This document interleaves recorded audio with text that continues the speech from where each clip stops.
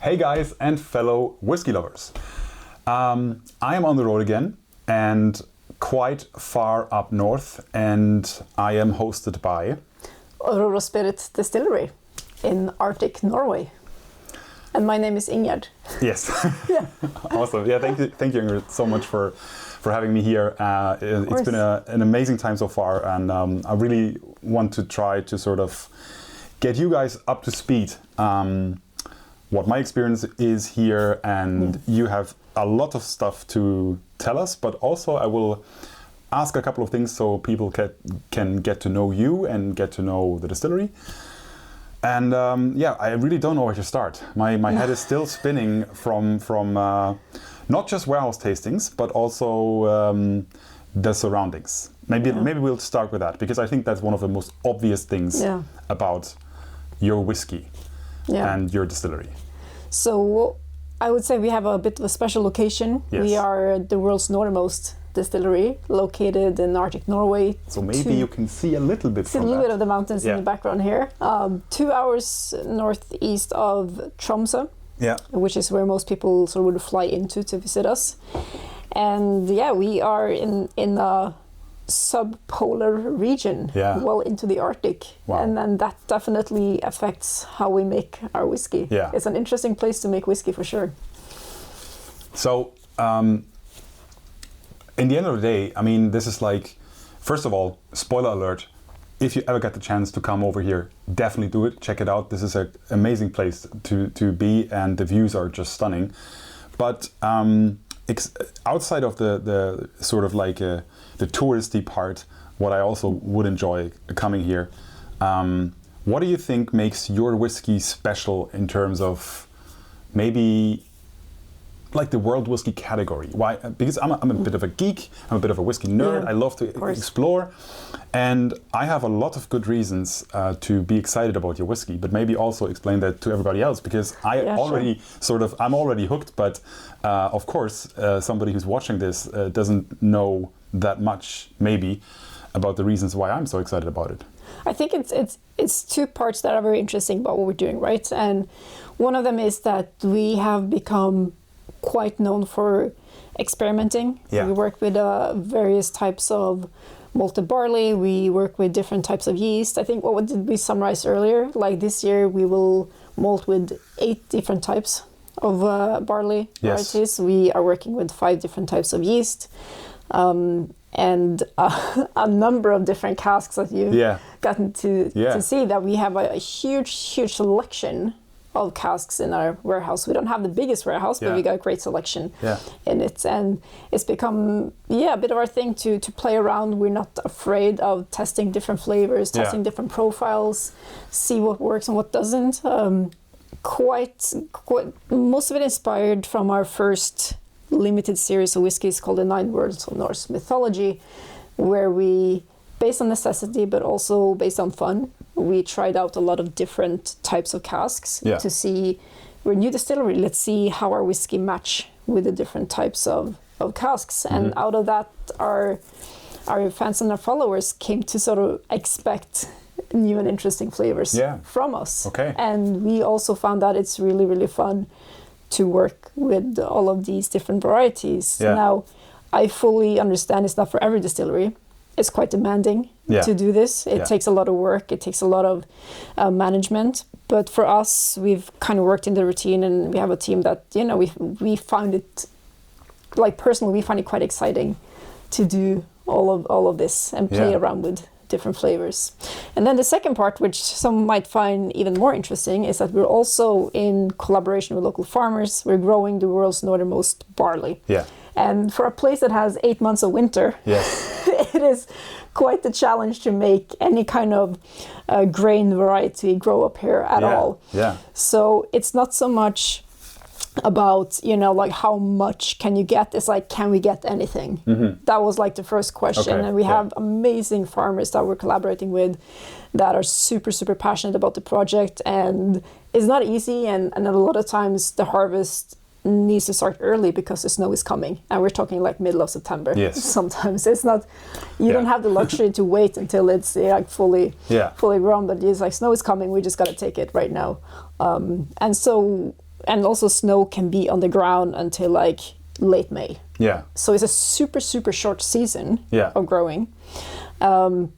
But on the flip side of that, we do have the midnight sun. So during the summers, 24 hours of sunshine. And so there's a quite intense growth period. But what we see is that it's only really the heritage varieties that will survive up here. And the yield is not quite as high as the more modern types of barley. But yeah, there's different flavors and really, really cool project. Crazy. I mean, that's, to me, sounds a bit like the word exotic for most people would probably, you would probably think of places like India or Taiwan, where whiskey is made, like great whiskey is made today.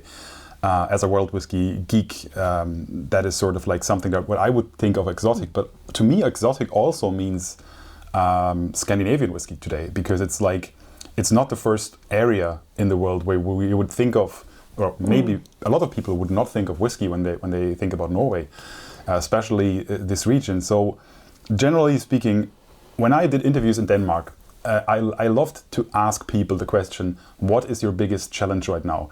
And from what you just told me, I feel like there's probably a list. It's not just one. It's not just one thing that's your biggest challenge, right? It sounds like maybe in your top three, what would you say are the biggest challenges for you right at this moment with your distillery? I think one of our biggest challenges will be a challenge every new and young distillery faces. It's just like financials, being like a small independent distillery. It's just like financing whiskey production is incredibly demanding and tough. And it's easy to make fun of whiskey distilleries like make gin, but like, hey, it's really, really expensive to make whiskey. And especially if you want to make good whiskey and work with like higher grades of grains and really cool casks, it costs money, and you gotta get the money somewhere, right? Totally. But I say for us as well, it's the climate is definitely a challenge for us. We have still yet to like properly see long term how the cold temperatures affect our maturation, and we do see that there is, it's a difference between if you're maturing in Central Europe, where the average temperature is quite high, or if you mature in the Arctic, it's a bit slower. Yeah. Coming back to the thought that I just had, would you say, because I feel from what you just said that you are almost in the same ball game as Indian and Taiwanese distilleries, just on the other end of the spectrum. You're as exotic in terms of the maturation part, but in a completely different way. Would you say that that's correct? So yeah. I mean, it's sometimes we forget it up here because we're so used to it. But we have some years snow on the ground for 8 months of the year. Like we have 8 months of winter. The majority of the year absolutely. is winter, right? That's crazy, And so the climate is like a huge impact on this, of course. I would say also another challenge that we face, and along with all the other Norwegian distilleries, is that alcohol. Norway has quite a strict alcohol policy in general. Like, we are not allowed to sell bottles from the distillery, which is a huge deal for most of us. And I know it's a big income for distilleries like Danish distilleries, Scottish distilleries. As a young distillery, you can sell bottles from the distillery, and we can't do that. And so for just to reach the customer, and for the customer to be able to get a hold of our bottles is not so easy all the time. And working with the big monopolies in the Nordic countries can be challenging sometimes. I mean, it comes with like pros and cons, but I would say like strict alcohol sales policies are not making it easier as a young distillery. Of course. Yeah. That's really that's quite exciting. I mean, there's so much to learn and to understand about this. If you personally, because you're in the journey and you're running into your lane, if you would be sitting in the position to accompany another distillery with your distillery, and you can pick maybe the first question, if that would be a Scottish distillery, do you have a favorite one? Where would you say that would be really cool if we would own that distillery, and it would be the brother or sister distillery of Aurora? Oh man, that's a tricky question, right? There's so many really, really cool really cool distilleries. I've been to Rasi, and I have a lot of respect for what they're doing. I think there's quite a lot of similarities. It's big focus on like local community, and you are doing whiskey in a place where infrastructure is a little bit tricky. Yes. But yeah, no, I've become a big fan of Rasi and the team behind it. It also sounds like a really fitting match, because I haven't actually been to Rasi. It's one of the few that I haven't visited yet, but it's probably as hard to get there within the Scottish infrastructure. If you look at the Scottish infrastructure. From a Norwegian perspective, it wasn't that hard. It was like a ferry and something. Exactly. Yeah, for you it's like, we do that all the time. But yeah, it's like when you're used to like getting around northern Norway, it's distances and ferries and tunnels, and you're quite numb to all of those. Yeah, those I can understand that. And the views seems to be quite nice. So that's it's a beautiful place. It's really, really beautiful place, and I think they make really fun whiskey as well. Yeah. And if you would pick a world whiskey, a world whiskey? Which one would you think of, maybe? I gotta admit, I haven't visited as many of the world whiskey distilleries, but I have become also big fans of Danish tea. Mm-hmm. I think they do really cool things. Yeah. Great people behind it. Yeah. Good philosophy. And I have a lot of respect for how they work with the grains and the barley and their passion for the earth and the soil. Yeah. You know. I can get that. Yeah. Yeah. Cool. And honorary mention, I think, also to. I think it's like. Almost like a polar opposite in some aspects, but like Copenhagen Distillery. I don't know if you've been there, but no, not yet. That's one of the few Danish. They are like they are crazy guys. Like really, really cool things. Put a lot of effort into like casks and the science and taking experimentation to the next level. Yeah. But I think in all the Nordics, like there's a lot of really, really fun things going on. I think there's great range within the Nordic countries. Fluk in Iceland, they're doing really, really cool things. You have the Finnish, which are focusing on both rye, but also like their local barley, and have been some of the oldest in the game as well in the Nordics. And so I think across like the whole Nordic region, there's really, really fun things happening. But I think there's also like what you asked, like a new world whiskey distillery. I think it could be like a really fun pair up potential collaboration to do something with either like New Zealand or like Chile, Argentina, like that whole north south kind of thing. It's like the northernmost, southernmost. Awesome. Could be a fun angle to do that with. Yeah, cool.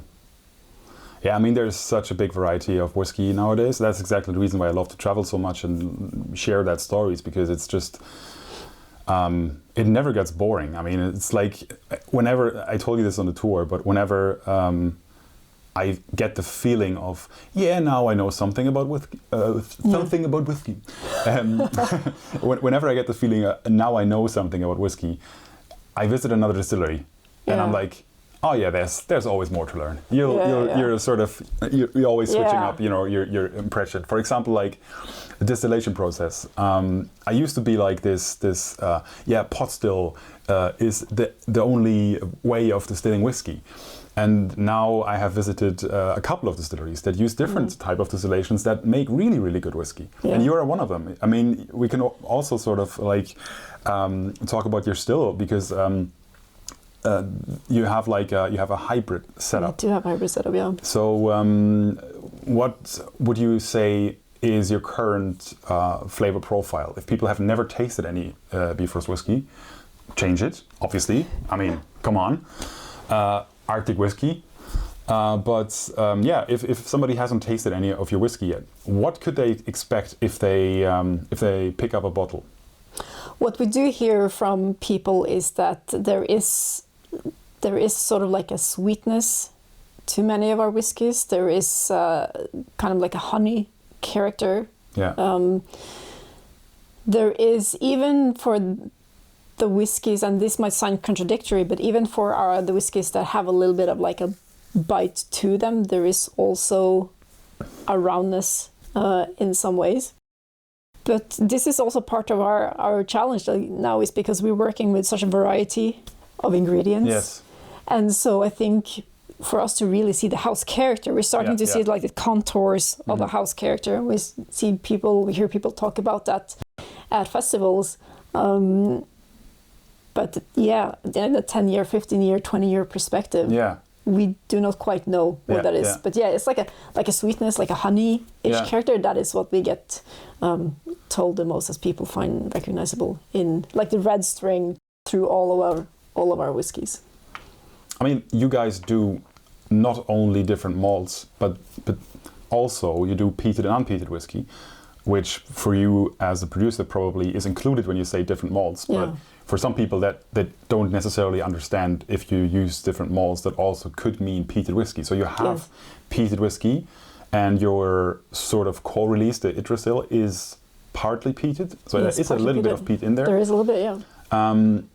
I really, I mean, we had a session today in the warehouse, full transparency. We've been browsing through this treasury, basically, of catalog of crazy casks. And I find this really fascinating, because I feel like you said, it's a whole catalog from all the different flavor areas you can get. And as an outside guest or nerd, I would totally agree that it's really hard to say, look, this is typical Bivrost whiskey. I would also say, like, it's awesome that you can try so much and you can taste so much different flavors and so many different approaches. And I've had a lot of umami kind of flavors in there sometimes. You know, that's also pretty cool, because it's like quite savory. There was a lot of whiskey that was really savory, and like, I can only agree. Crazy big variety of flavor. It is, and it is, you know, there should be we know it's not for every distillery to do that, because it is challenging to work with that variety. But we have, over the last years, gotten the routine and also like the experience of doing that. But it's almost like you're working with whiskey in a different way. So here's a bit of a daring question maybe for you. I quite like to ask these kind of things, because it's, you know, you can go through the process and explain all the different things. Obviously, we can also do that. But who do you think is your whiskey not for? Who is maybe because when I worked in marketing, and we sort of try to pin down who's the whiskey for. But I also like to think about, who is it not for? It's a really interesting question. And I would say it takes a certain level of, I think, to try New World whiskey in general, it takes a certain level of open-mindedness. New World whiskey. Yeah, because if you go in and you want every single whiskey you taste to be like old school Scotch whiskey, then if you want every single whiskey you taste to be old school Scotch whiskey, then New World whiskey will probably throw you for a spin, right? Yeah. And I meet them all the time at festivals, these people who are, unless it's 20 years old sherry, you know, like they are disappointed in you. And it's like, I'm sorry, we just don't have anything that's We're not even 20 10 years old. Yeah. We don't even have 10 years old. Yeah. And so I think for the ones who really, really love, appreciate, and expect like this proper hardcore Scottish styles, like, we're probably not for them, you know. Yeah. So maybe also, if you're a traditionalist, you know. I mean, in my heart, there's basically both sides of the community, but maybe it's also like, if you're purely looking for age statement, you know, maybe that's something in terms of, because that's my experience, that since I like Welt whiskey, I've really quickly become less interested in the number on the bottle. Yeah. Because I feel like I want to sort of understand the style of every different distillery, and everyone is different. So that's excitement for me as the nerd, as the visitor, as the geek, as a tourist, to sort of what can you do and what are you doing? Right? And it's like, you know, so I think that makes a lot of sense. Yeah. And I think that that's not only for us, but it's for a lot of young New World whiskey distilleries. It's beneficial to go in with sort of like an open-mindedness. Yeah. And be someone who likes exploring the variety of whiskeys and be like, okay, but what do you bring to the table? Yeah. Right. But yeah, if you're a traditionalist, it might be a tough meeting with New World whiskey sometimes. But it's fun to see the ones who go in expecting, or like they think they know what they want, and then you serve them something, you're like, oh, this is actually really, really interesting. Yeah. Subverting expectations at a certain point. Yeah. So basically, depending on when this video will come out, there will be a certain set of whiskies available in the world, and that might change because, as I heard, you have also most of your whiskies are limited, so they will run out at a certain point in the future. So what would you say is basically the whiskies that are at the moment available? And we can talk about that in another video maybe, about future things. But I'm also like, let's look at the present and maybe look a little bit into the future. Yeah. So we have currently available in all markets is Bivrost Yggdrasil, which is the first in the core range. Yeah. It's a sherry STR peat combo that is at 46%. Is really it really is like a whiskey for everyone. Yeah. That's sort of the approach to it. It's very sippy. Exactly. Yeah. And if you just want to try something and get a feeling of like what is this distillery about, or like we see a lot of people. A lot of whiskey people, like they would bring it like outside if they're traveling out of Norway, and they bring it as a presentation of like, this is Norwegian whiskey. But then we also, like we previously talked about, we love to play with flavors, be it malt varieties or casks, and so we have bigger and smaller limited series we're running at the same time, parallel to this. And the core range will expand. There will be more, but it takes a while when you're making whiskey. Yeah. So there's a core range that's currently basically Yggdrasil in a yearly release. That's one part of the core range. Yes.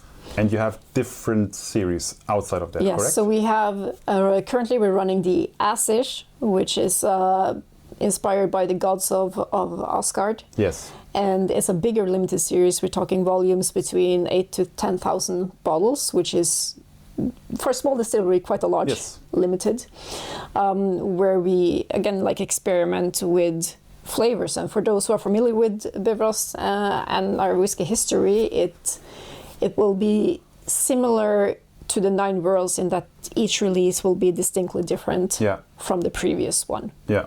And the one thing they will have in common is that it will be tasty whiskey. Yeah. Right. And this series, we're also like collaborating with tattoo artists to make the artwork for the box. Yeah, so cool. it's sort of like a cool project. And then we have the little joker on the side, the secret, not so secret Loki series, which also comes out on a yearly basis, where we tap into, it's a smaller series, up to 2,000 bottles. We tap into the older stock in the warehouse, and they're really like funky, interesting casks. And it's a little bit, a little bit more of our premium stock that goes into the blend of this skin, especially like the older stock, because we don't have a lot of old stock, so we can't do a big release anyways. Yeah. But we do think it's a fun way of showcasing the range in what we're doing. Yeah, cool. As well, yeah. And so what people can expect from these to the small limited is, the older stock that we have, and then the Asher's collection, which is the sort of like the playing with flavors in various directions. Okay, so just for me to understand, there's the core range, there's Yggdrasil, and that will be accompanied by other bottlings that you've hinted at, sort of. Can you say something about that, or is that completely classified information for now? Well, what I can say is that we are working on a peated core range for the future.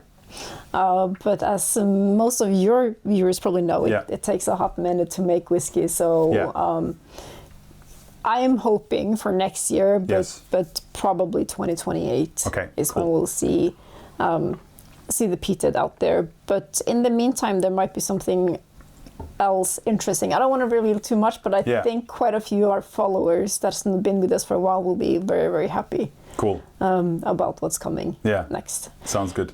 And in between, there will be little specialty projects, and we've been talking about maybe a little something for the German market. Yes. Who knows? Let's see. Okay, so at the moment we're looking at there's from the Aesir series. Aesir. There's the Heimdall at the moment. Yes. And what are we looking at for Loki? Because Loki was the Fenrir was the last one. Yes. And what is the upcoming because almost the current one, depending on when this video will come out. So the next in the series, Jörmungandr, the Midgard serpent. That's a mouthful. Jörmungandr is, as of today's date of filming, is releasing tomorrow internationally. Oh, okay, wow. Yeah. Yes. And especially for our German friends, there might be some I've heard available at festivals throughout. So even though everything is gone online, which I expect it to be, there might be a few at festivals that they can pick up. Yeah. So look for Malt Mariners, and there might be a little bit from the Loki series. But awesome. Jörmungandr is the next one. It's a really, really exciting release, and we're going to do a little bit of a tasting of that afterwards, aren't we? Cool. That's going to be the next video, but we can at least show the... Can we show it right now? Yeah. I think we can, yes. I'll put it a bit in the camera. Yeah. I'll let you do the honors. So this is basically the new Loki Jörmungandr, if I'm pronouncing that halfway correctly. That's pretty good. So awesome, yeah. We'll obviously dig into that one. Check out the tour video. Probably this video will come out before the tour video, but there will be a tour video of the distillery also. And there will be a drinking video where I will basically drink. I don't know, you will explain things, but because you're actually working here, and you have to drive. But awesome. So before we go to the fun part in that regard, I mean, personally, I'm having a lot of fun talking about whiskey also. But yeah, me too, always. Let's talk about maybe an issue that might be a little bit tricky for some people. And it's also, as I feel in the whiskey scene, in the whiskey industry, a little bit of a mixed bag, which is called FOMO. The fear of missing out, if you're not speaking marketing bull in terms of to understand what that means. Because it's a big thing in whiskey, because whiskey can get actually sold out, and some people are not happy with that. And obviously, that is exactly what can happen with whiskey. And as I understand, that is also, especially for small distilleries like you, an issue. We were our first limited series, which sold out. It turned into a beast of its own, and I wish we could take all the honor and all the credit for its success, but it really became its own entity in the end. Sold out incredibly quickly, and so I know like a lot of festivals around Europe, people have been like, why aren't you there? And it's like, well, we don't have any whiskey to sell, and I don't want to show up and serve people and they ask, where can you buy it? And I say, you can't. And some people think we're holding back whiskey, but the truth of the matter is that we didn't make very much the first years. It's been incredibly tough to raise funding for the distillery. The still owners and founders are just local guys, and whiskey investment, whereas it might be easier to get money for such a thing, whether it be banks or professional investment companies in Scotland, it's been really, really tough to knock on doors and say, hey, we want to make whiskey in Arctic Norway, will you be part of it? And most people said no. They probably will not be very happy about this nowadays. But I mean, when they saw the 9 World success, things shifted, and it became a little bit easier to get funding. But it was really, really tough, and so especially for the first production years, we're talking 2017, 2018, a lot of our stock was sold out to private cask investment just to keep the wheels turning. And so really for up until 2019, production year, we don't really have, I mean, you've been in the warehouse and there's not a lot left from those years. And for us, it's been this fine balance of we need to release whiskey and we want to sort of meet demand, but also for the sake of all of our fans and followers, we do want to keep some for age, you know, because we don't want to sell off everything right now.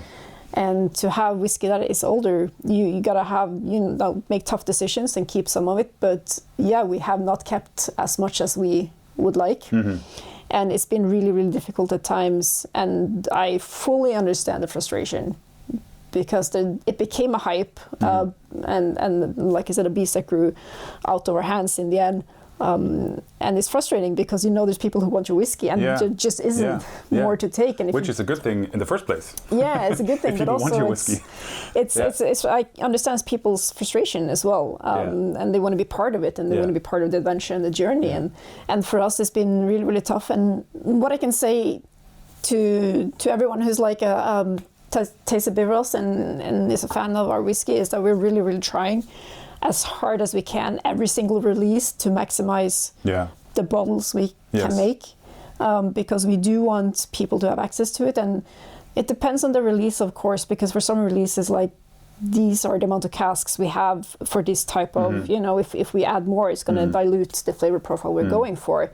But we're really, really trying to maximize the amount of bottles so that we can make it more available, because that's what it's about at the end of the day. It's really funny because I understand where people are sort of coming from, because it feels like for distilleries that have hundreds of thousands of liters of whiskey available in the warehouse, and some of them are very old, you feel like, why don't you just make more? Why don't you just, you know, exactly what you said, like, this is just 500 or 2,000 bottles, and if it's gone, it's gone. We can't really do anything about it because we have these amount of casks, and if they're bottled, they're bottled.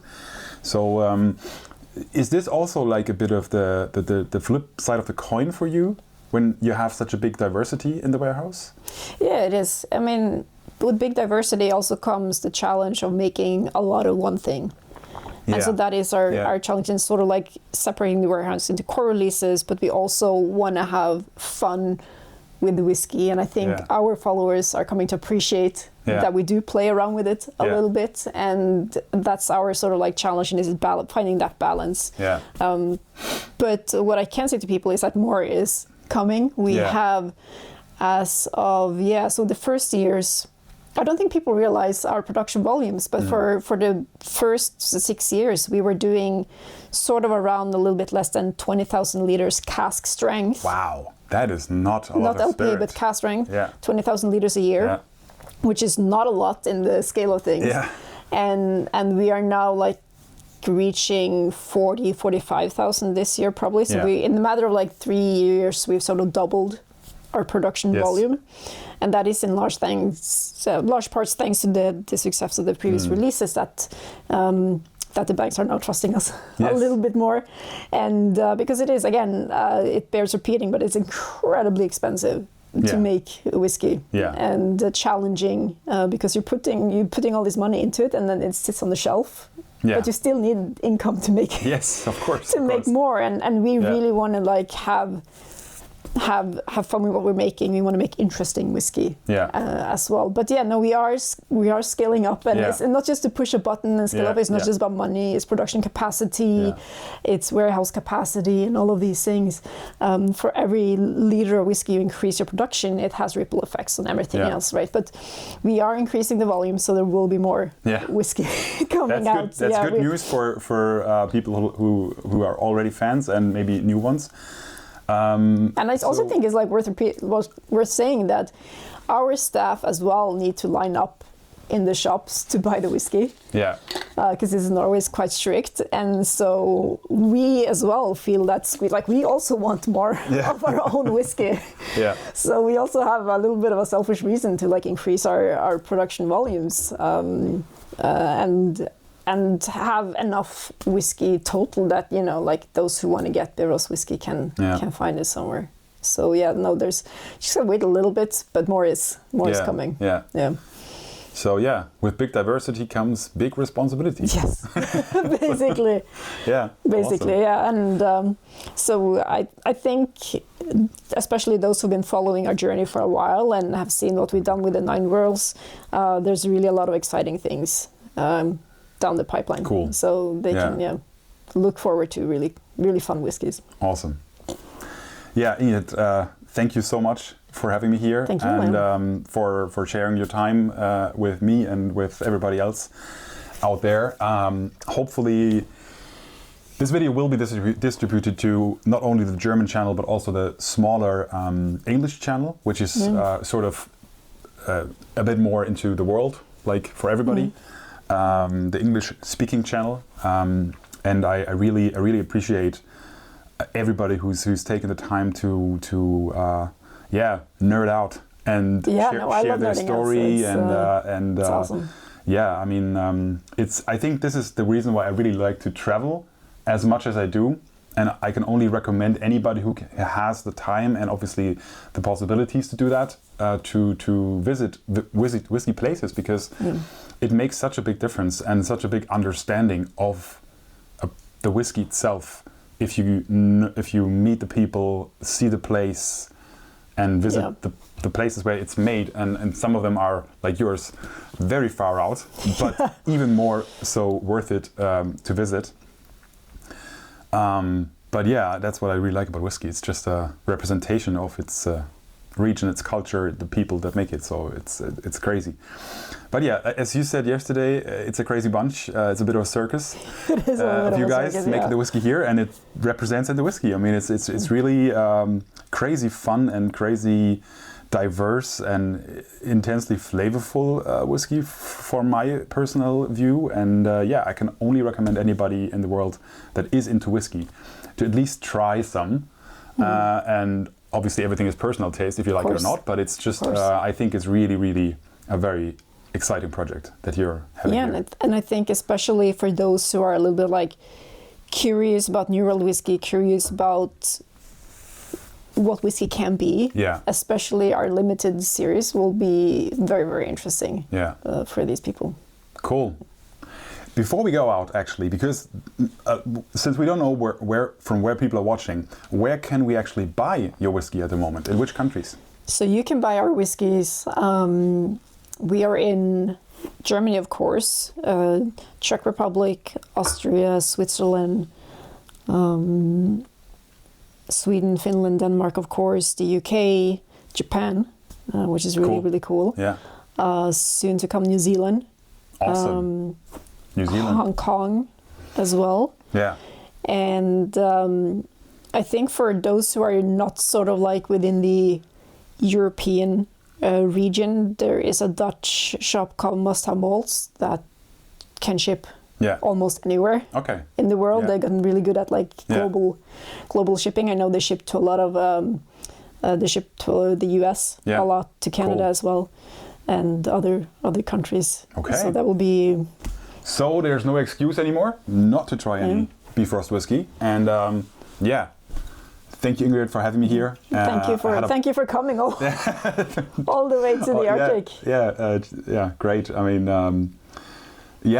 amazing place, amazing whiskey, and I'll see you guys down the road. Cheers, and more videos to follow, obviously.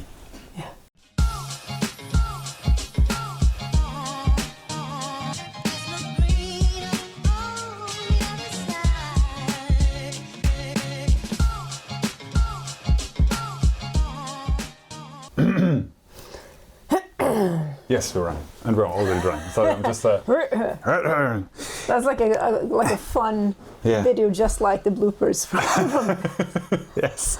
A lot of coughing, a lot of whiskey. Exactly.